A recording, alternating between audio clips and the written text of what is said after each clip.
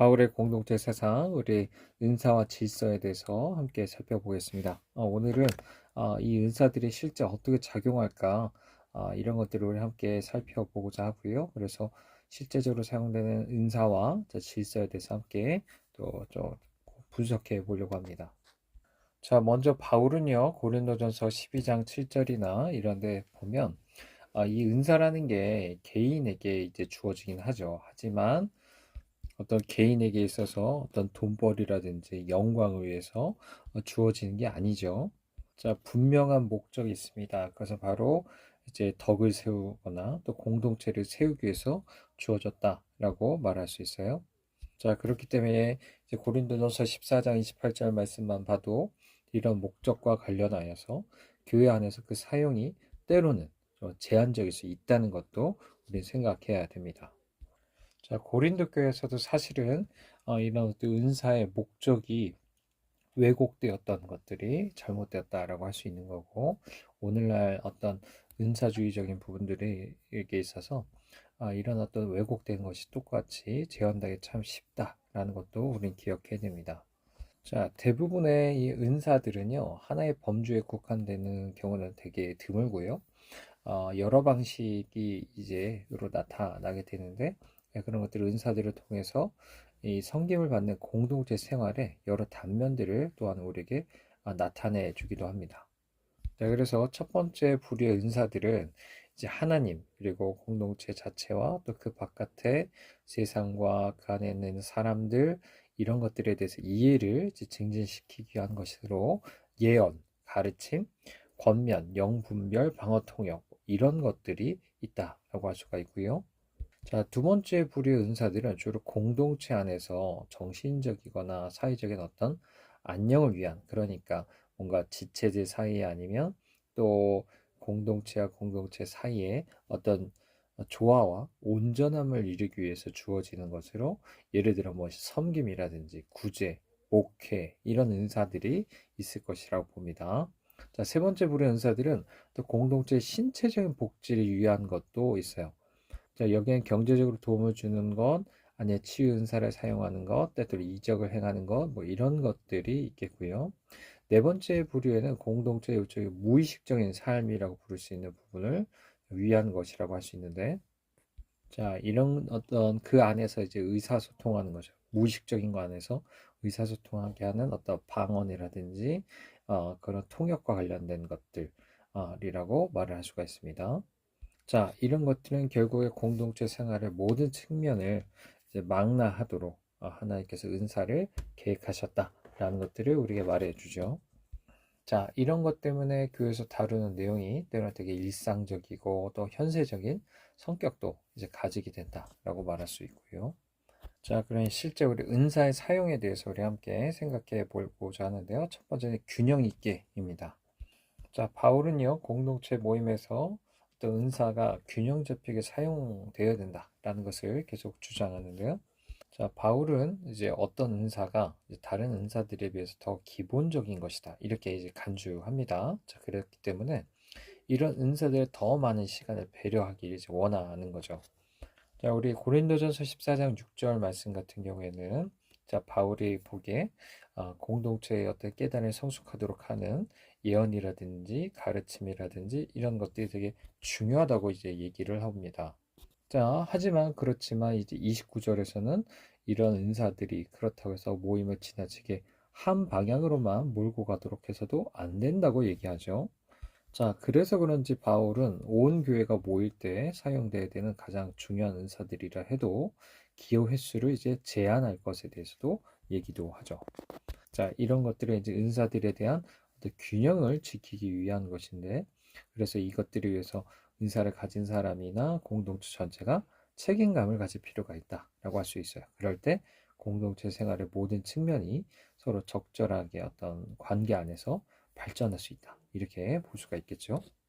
자, 두 번째는 이해할 수 있는 맥락에서입니다. 자, 앞서 이야기했었던 깨달음을 공동체 깨달음을 주는 은사들에 대해서 강조했다고 했었죠. 자, 그런 것들을 보면 자, 은사의 기여도를 판단하는 데 있어서 가장 중요한 척도 중에 하나가 바로 자, 명료함이었다라고 할 수가 있어요. 방언에 대한 이제 바울의 어떤 견해를 보면 그렇죠. 그래서 14장 9절 같은 경우에도 이런 얘기합니다. 너희도 혀로서 알아듣기 쉬운 말을 하지 아니하면 그 말하는 것을 어찌할리요? 이는 허공에다 말하는 것이다. 라고 얘기하죠. 자, 물론 이제 그 방언이라는 은사 자체를 금하는 것은 아닙니다.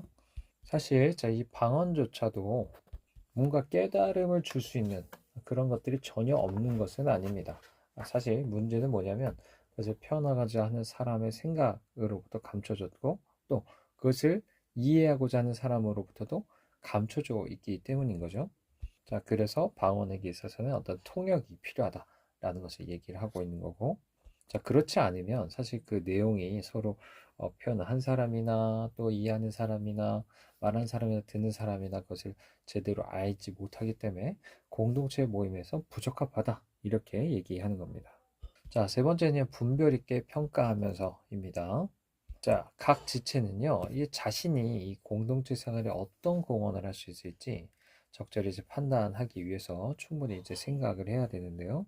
자, 물론 여기서 신자들은 뭔가 과대평가해서 내가 갖고 있지도 않은 은사를 갖고 있다고 생각한다든지 아니면 이게 가지고 있는 은사조차도 균형에 맞지 않게 사용해서도 이제 안 됩니다. 또한 분별을 통해서 자, 이런 공헌에 진짜 진정성이 있고 얼마나 가치 있는지 이런 것들을 이제 측정해야 되는데요. 특히나 이제 예언과 관련해서 그렇게 해야 되는 것을 압니다. 자, 그래서 이제 고린도 전서 14장 29절에서도 이제 말하는 것을 분별해야 된다라고도 얘기하고 있고요. 네, 특히나 데살로니가 후서 2장 15절에 뭐 사도적인 전승이라든지 자, 그것은 곧 오늘날 성경에 나와 있죠. 자, 아니면 고린도전서 14장 33절에서 얘기하는 다른 교회 행습. 뭐 여기에는 이제 역사적인 부분도 이제 포함이 될 겁니다. 그리고 이제 고린도전서 13장 1절에서 예수기 하는 것처럼 은사를 그 수반한 어떤 정신이라든지 아니면 14장 26절에서 얘기하는 그 은사의 건설적인 어떤 특징 이런 것들을 비추어서 분명히 이제 분별하고 또 평가해야 될 겁니다. 자, 그 다음은 개인의 절제하에입니다. 자, 교회 질서의 원칙에 있어서 정말 중요한 것은 은사를 사용하는 사람들 편에서 자제하는 것이 이제 전제가 돼 있어야 된다는 거죠.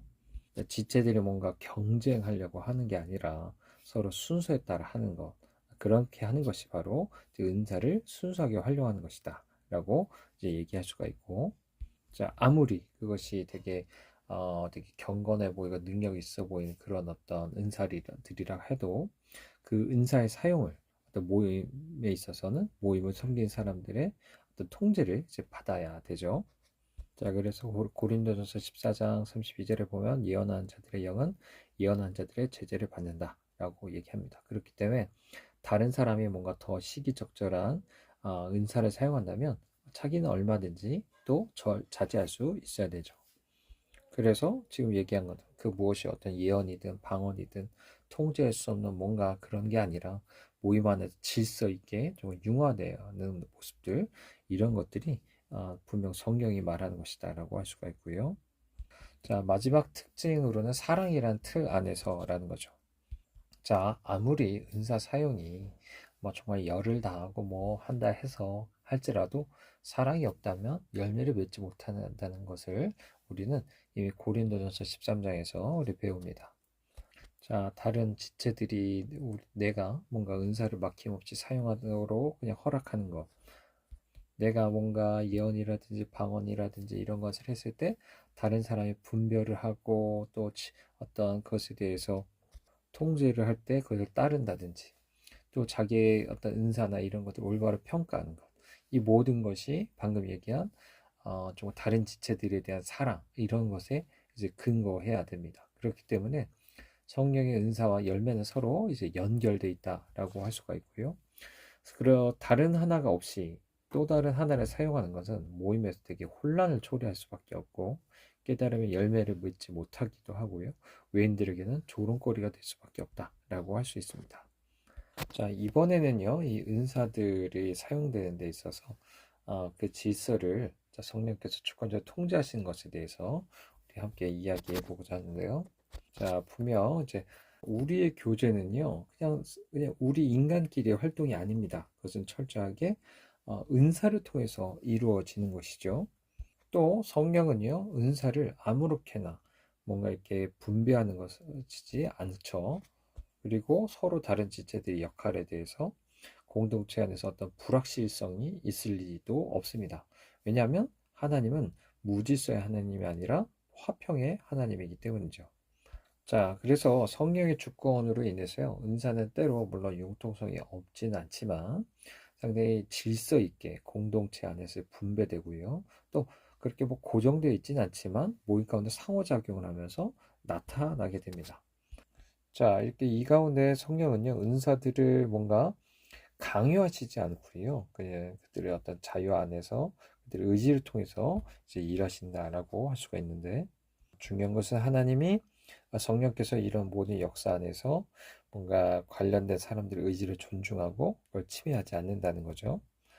바울은 앞서 말한 자, 은사 사용의 원칙에 대해서 이제 늘 염두에 두고 있고요. 자, 그렇기 때문에 이제 공동체의 활동을 위해서 어떤 고정된 규칙이 따로 이제 필요 없었을 것이다라고 보여집니다. 앞서 말한 이제 원칙들이 지켜지는 한 딱히 어떤 규칙도 정당하다 이렇게 보았기 때문이라고 보는데요. 공동체마다 물론 이제 어떤 구조를 갖게 되겠죠. 하지만 그 구조는 사용된 은사들의 어떤 조합들로부터 자연스럽게 나타날 것이다 라고 볼 수 있고요. 그렇기 때문에 이 구조는 모일 때마다 또 공동체마다 다를 것이다 라고 봅니다. 자, 이 구조 속에는요, 수없이 많은 어떤 은사와 관련된 본문들을 따라서 생각해 보면은 이제 고정된 어떤 예전적 요소들을 이제 각각 그 자리에 차지하겠죠. 예를 들어 시편, 찬송, 송영, 축복, 또 아멘이나 마라나타 같은 응답, 또 신앙 고백, 또 의식문이라든지 성경 암송, 찬송 이런 것들도 있을 겁니다. 자, 그렇지만 모임 형태와 관련해서 어떤 것들은 이제 미리 이루어졌던 걸로 보이고요. 또 어떤 뭐 내용도 마찬가지죠. 그리고 어떤 것은 또 집회 도중에 결정되었던 게 아닌가 생각할 수 있어요. 자, 이런 것은 모두 이제 성령의 지배를 받고 성령으로부터 어떤 인도하심이 주어져서 본래 어떤 진행했던 것들을 막을 가능성이 이제 있기 때문인 거죠.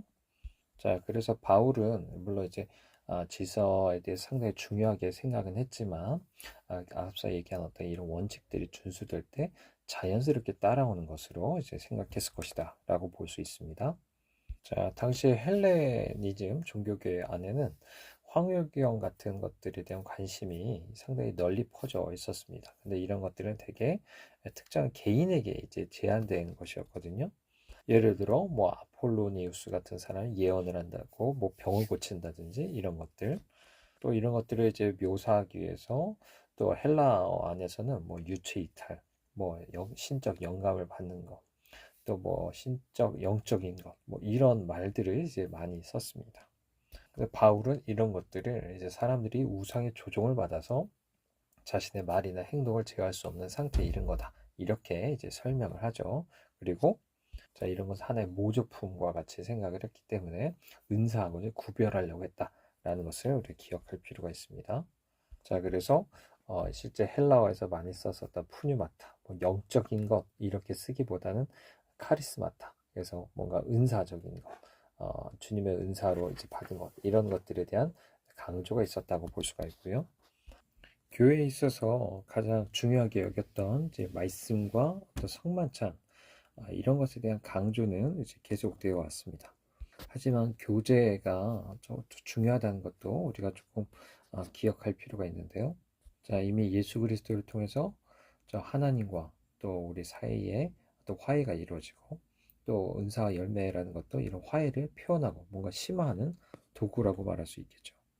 그리고 실제 이런 어떤 은사 열매를 통해서 드러나고 있는 공동체가 얼마나 많은 사람들에게 정말 참된 그 화해의 복음을 증언할 것인가 이런 것들이 이제 보여주는 겁니다. 자, 두 번째로는 이제 가정교회 관련해서 같이 이야기해 보고자 합니다. 자, 오늘은 이제 지난 시간에 이어서 뭐 비그리스도인들에게 다가가는 것을 함께 이야기하고자 하는데요. 자, 이 사람들 보통 이제 예수님을 잘 모르죠. 그래서 전도의 열매가 있을 때까지 개별적이고도 공동체적인 노력을 계속 또 기울이는 것들이 필요한데, 먼저 우리 개인 전도 함께 생각해 보고자 합니다. 먼저 이제 각 교회, 이제 가정교회 구성원들은요, 자연스럽게 자기 친구나 가족, 이웃, 동료 이런 사람들에게 복음을 전할 수 있는 훈련을 이제 받아야 하는 것이 필요합니다. 먼저 이제 전도 대상자를 정할 수 있을 것이고요. 또 그런 사람들과 또 많은 이제 양적으로나 질적인 어떤 시간들을 좀 보내야 됩니다. 자, 그렇게 일상에서 자연스럽게 접근하되 질문하는 기술도 이제 배워야 될 필요가 있고요. 너무나 우리가 종교적이지 않은 또 일상 언어로 또 이제 믿음에 대해서 이제 얘기할 수 있어야 되고요. 또 성경의 어떤 신뢰성이라든지 기독교에 관한 여러 예상 질문들에 대해서도 좀 미리 좀 준비할 필요가 있을 겁니다. 자, 물론 어떤 사람들에게 있어서는요, 특별히 이렇게 전도에 대한 은사가 있는 사람들이 있습니다. 자, 그래서 좀 더 이런 어떤 관계 전도를 뛰어넘어서 다른 전도를 할 수 있는데요. 다만 요즘은 이제 예를 들어 전에 하는 것처럼 어떤 집집마다 방문해서 어떤 그런 전도를 한다든지 이런 것들은 예전과 달리 조금은 꺼려하는 사회라는 것들을 좀 고려할 필요는 있다라고 볼 수가 있습니다. 자, 그룹 전도 함께 봅니다. 각 가정교회는요, 당연히 또 이제 이웃을 주요 전도 대상으로 삼아야 되죠. 그래서 이걸 위해서 다방면에 좀 노력들이 필요할 텐데요. 가정교회가 한 팀으로 정말 이런 이웃에게 다가갈 수 있는 그런 자료가 들이 있습니다. 자, 이렇게 함께 그룹으로 전도하는 데 있어서 저 유익한 것 중에 하나는 말 그대로 은사가 있는 몇 사람이 아니라 모든 사람이 참여한다는 거죠. 여기에는 이런 방법들이 있을 거예요. 매월 한번 뭐 저녁 식사에 이웃을 초청한다든지 아니면 지역사회에서 뭔가 개최하는 프로그램에 참여하고 아니면 그 직접 운영할 수도 있겠죠. 아니면 좀 기독교 관련한 영화 상영이나 문화 프로그램 운영할 수도 있고요. 아니면 새로운 신자들을 위해서 복음 집회를 참석할 수도 있겠고 아니면 봉사를 이제 할 수도 있을 겁니다. 자, 이번 큰 제목, 새로운 가정교회 출생으로 우리가 넘어가는데요. 새로운 가정교회를 시작하는 방식에는 크게 두 가지가 있습니다. 분립과 개척인데요. 이 두 가지를 항상 이제 목표로 삼고서 계속 모든 구성원들이 염두에 두고 있어야 됩니다. 그래서 모든 교회가 매년마다 한 교회를 시작한다. 뭐 이런 어떤 식으로 계속 하나의 어떤 표를 채택하는 것도 좀 필요할 겁니다. 자, 그리고 이런 어떤 목표들이 사실 비현실적인 것만 아니라는 것도 생각해야 됩니다. 그리고 산술적으로 계산해 보면 10년 정도 계속 이런 식으로 분립 개척이 된다면 1000개 정도의 가정교회를 세울 수 있고요. 자, 그래서 실제 모든 도시 지역마다 가정교회가 개척이 될 수도 있어요. 자, 먼저 새로운 모임으로 분립입니다. 자, 이건요, 이제 수적으로 말 그대로 많아져서 두 번째 모임을 시작하기 위해서 이제 둘로 나누는 것을 이제 얘기하죠. 그래서 보통 이제 6개월에서 18개월마다 이런 과정을 이제 거치게 되는데요. 자, 보통 이제 단일셀 형태였던 가정교회 같은 경우에는 이제 역동성과 친밀감이 약해지는 한 20명 정도가 되면 이제 분립을 이제 준비하게 됩니다. 자, 그리고 나서 이것도 이제 여러 단계를 거쳐서 하는데요. 적응 단계로는 이제 20명이 모두 한 집에 큰 그룹 모인 다음에 두 모임으로 나누어서 이제 다른 방으로 모이는 이런 어떤 다중셀 모임이 몇 개월 동안 이제 갔다가 최종적으로 분리되는 이런 형태를 가질 수도 있습니다. 자, 그리고 다중셀 형태의 가정교회 같은 경우는 이제 40명이 넘어가기 전에 이제 분리되지는 않고요. 자, 이번에는 새로운 모임 개척에 대해서 얘기해 보겠습니다. 자, 이것은 이제 다른 도시라든지 아니면 도시 다른 지역에 가정교회를 시작하기 위해서 어떤 사도적인 팀을 이제 보내는 거죠. 이런 팀은요, 기존 네트워크에서 시작한다든지 아니면 처음부터 아예 이제 시작할 수도 있을 텐데, 보통 이걸 위해서는 이제 팀은요, 보통 이제 자기 집으로 비그리스도인 친구나 이런 어떤 친지 이런 사람 초대해서 성경 공부를 시작하면서 보통 영적 교두보로 이제 삼게 됩니다. 그리고 그런 모임을 통해서 차츰 사람들이 예수님께 나오게 되면 이제 점차적으로 어떤 여러 가지 교회의 요소들을 첨가해서 가정교회로 이제 전환하게 되는 거죠. 또 다른 계획이 있다면 이제 평화의 사람의 원리를 이용하는 겁니다. 자, 이 얘기는 이제 팀이 그리스도의 메시지에 있어 긍정적으로 반응하고 그래서 그들의 집을 이제 성경 공부를 위해서 제공하는 어떤 사람을 찾는 거죠. 자, 그리고 그 아래 이제 지도 아래서 성경 공부 모임이 이제 교회 모임으로 변화되게 하는 것들을 이제 볼 수가 있습니다. 자, 또 큰 제목이죠. 이제 가정교회 네트워크인데요. 몸 안에 이제 각각의 셀, 이제 세포죠. 그래서 혼자서는 사실 오래 유지될 수 없고 또 다른 셀과 연계가 없으면 결국은 죽게 될 겁니다. 자, 그렇기 때문에 이제 가정교회가 함께 네트워크를 형성하는 것도 상당히 중요하다라고 볼 수가 있고, 자, 우리 같은 경우에는 이제 교회 자체를 이제 네트워크화 하려고 하고요. 그 안에 가정교회를 이제 두려고 하는 거죠. 자, 이렇게 이제 서로 연계돼야 되는 이유가 이제 5개가 있는데요. 자, 첫 번째 성경의 모범입니다. 초대교회가 말 그대로 이제 함께 응집하고 단결된 모임으로 활동을 했습니다. 자, 그것은 그들이 그리스도와 하나다라는 어떤 그런 신학 때문이었죠. 우리도 그런 신학 안에서 마땅히 이렇게 할 필요가 있고요. 두 번째는 인간 사회학입니다. 자, 우리에게는요, 특정 지역의 어떤 가정교회만이 아니라 뭔가 더 큰 이런 데 속하고 싶은 욕구가 있기 마련인데요. 자, 우리가 이런 어떤 연합체에 속해 있을 뿐 아니라 또 하나님의 계획 안에서 우리가 움직이고 있다는 것들이 참 우리에게는 그런 것들이 좀 감사한 일이 될 것이다라고 할 수가 있고, 세 번째는 사회적인 필요입니다. 뭔가 이제 고립된 가정교회는요, 이제 안으로만 자라는 경향이 있어요. 그래서 구성원들의 모든 어떤 사회적인 어떤 욕구를 채워주기가 어렵게 되죠. 근데 우리가 함께 이런 네트워크를 이루게 되다 보면 거기서 이런 필요를 채울 수 있게 됩니다. 자, 그리고 네 번째는 팀 사역의 유익인데요. 이렇게 연합을 해서 힘을 모으게 되면 뭔가 가정교회 운동을 더욱더 촉진시키게 되죠. 보통 이제 고립된 가정교회는 비전이라든 자원의 어떤 부족함 때문에 이런 동력을 얻기가 쉽지 않게 되기 때문이에요. 자, 다섯 번째는 교리와 행동의 보존입니다. 고립된 가정교회는 또 이단이나 특정 분파에 빠져들기가 참 쉽습니다. 그리고 또 어떤 개인을 숭배하는 어떤 경향을 띠거나요. 아니면 사람들을 함부로 다룰 수도 있겠죠. 자, 이런 이유로 이제 우리가 함께 네트워크를 이루는데 뭔가 지역 단위, 그보다 넓은 어떤 지방 단위, 또 전국 단위 이런 식으로 3단계로 이제 이뤄갈 수 있지 않을까 싶습니다. 자, 그중에 먼저 지역 네트워크인데요. 자, 이거는 어떤 그 긴밀함이라든지 모임의 빈도, 또 교제 강도를 볼 때 하나의 가정교회 가족과 별로 다를 바가 없습니다. 한 지역 내 여러 가정교회들이 이루는 연합관계는요, 사실 어떤 교단보다 더 강력하기도 한데요.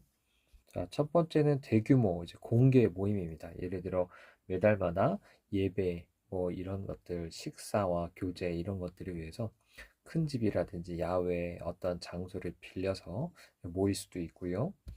자, 이런 것들이 이제 공동체 모임이면서도 뭔가 한 가정교회의 특성을 그대로 반영하는 그래서 뭔가 확장된 가정 모임 뭐 이렇게도 이제 볼 수가 있어요. 그러니까 이 시간은 이제 복음을 전하는 시간으로 이용될 수가 있고요.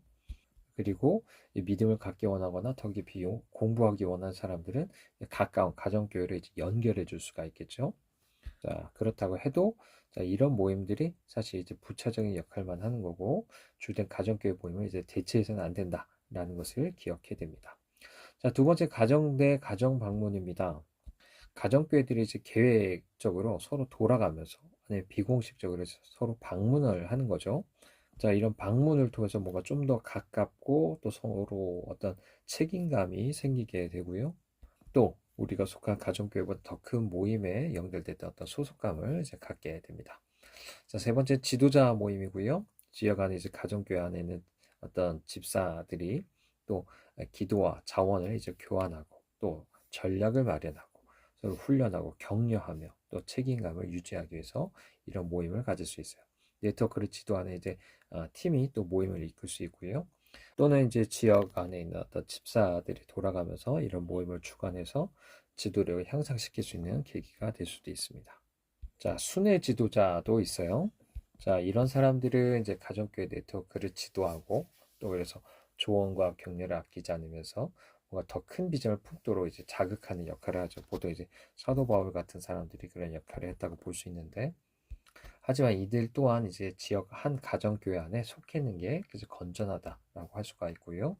네트워크에서는 이 사람들이 어떤 순회 사역을 잘 할 수 있도록 재정적인 지원을 이제 할 수 있다고 이미 말씀드렸습니다.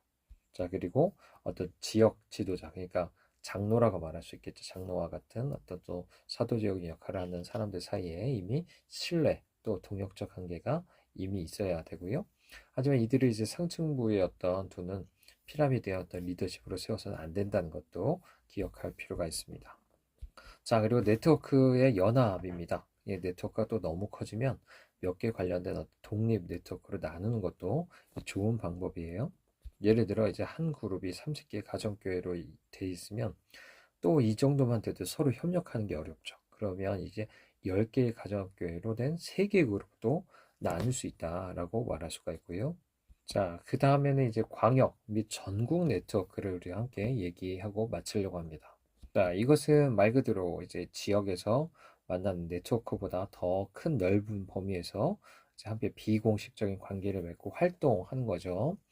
이 만난 빈도수나 교제나 이런 것들은 뭐 지역 네트워크랑 비슷할 수 있지만 참여도는 좀 낮을 수 있다라고 말할 수 있어요. 예를 들어서 1년에 한 번 정도 뭐 체육관이라든지 뭐 극장 같은 곳에 모여서 축제, 뭐 설교, 간증 이런 것들이 할 수가 있고 덧붙여서 또 1년에 몇 차례 정도 또 지도자들이 함께 모여서 기도하고 격려하고 토론하고 계획을 세우면서 자원을 교환하는 이런 모임도 할 수가 있을 겁니다. 또 해당 지역의 특정한 필요를 토해하기위해서 수련회라든지 뭐 이런 것도 가능하겠죠. 또 이런 광역 네트워크를 넘어서 나라 전체를 아우르는 전국 네트워크도 있을 수 있어요. 그래서 인터넷이나 다양한 출판물, 또 전략적 협의 등을 통해서 또 촉진될 수도 있다라고 할 수 있습니다.